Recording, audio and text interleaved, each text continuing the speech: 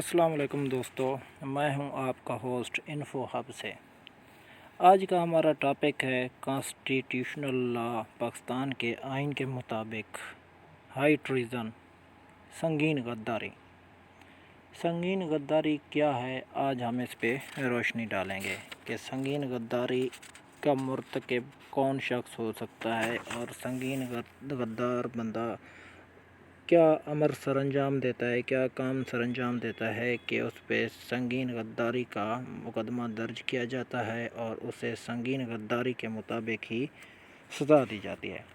سنگین غداری جیسا کہ یہ دو اصطلاحات ہیں، ایک تو ہے سنگین کہ بہت اعلیٰ درجے کی، ہائی لیول کی، جہاں پہ ملکی سازش میں ایک بندہ انوالو ہوتا ہے، وہ تو آ جاتا ہے ہائی ٹریزن میں، سنگین غداری میں۔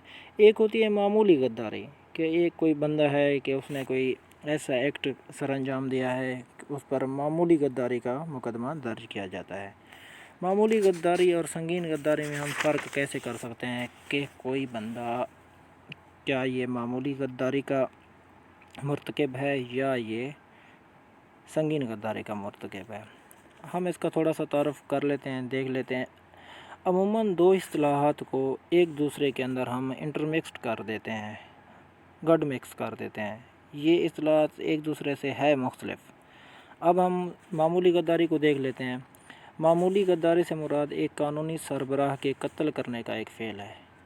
کسی قانونی سربراہ کو قتل کرنے کا جو بھی امر سر انجام دیا جاتا ہے وہ معمولی غداری میں آتا ہے۔ اور اس کے برعکس ہم دیکھ لیں گے جو سنگین غداری ہے، سنگین غداری میں کون سے عوامل سر انجام آتے ہیں۔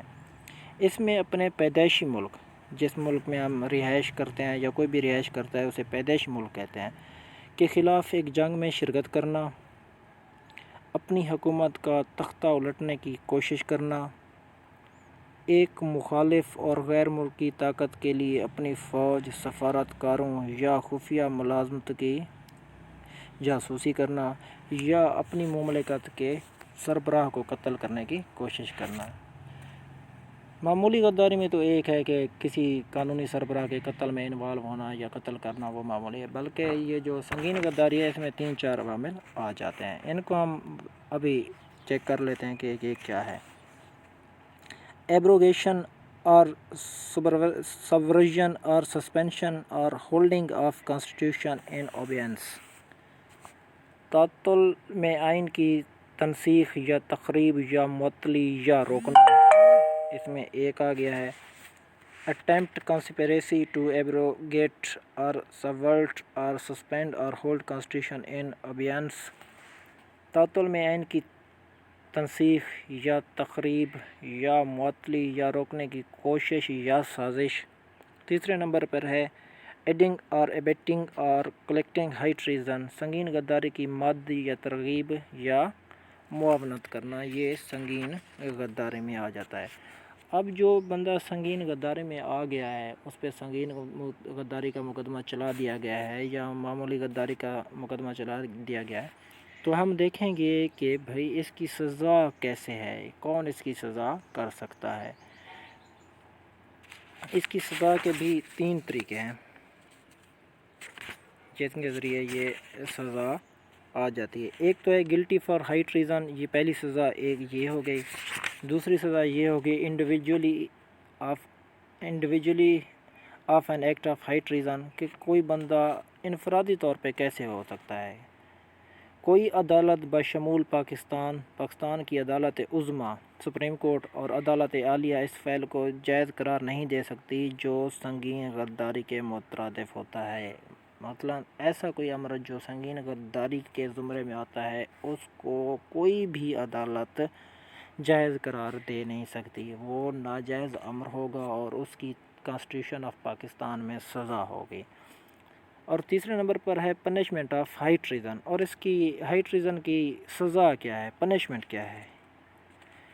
یہ پارلیمنٹ ہے جو قانون کے ذریعے سنگین غداری کے ایک خطا کار کے لیے سزا فراہم کرتی ہے۔ اس کی سزا کون ہے؟ وہ پارلیمنٹ کے طریقہ کار کے مطابق ہوتی ہے۔